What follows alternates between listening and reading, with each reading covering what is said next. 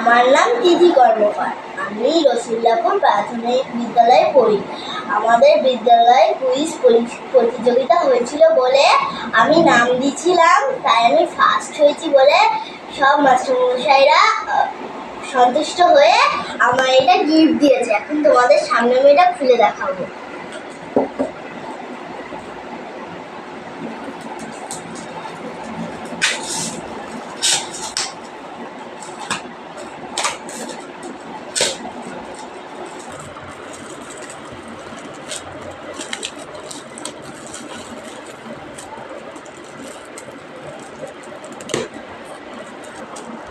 এই দেখো আমার গিফট।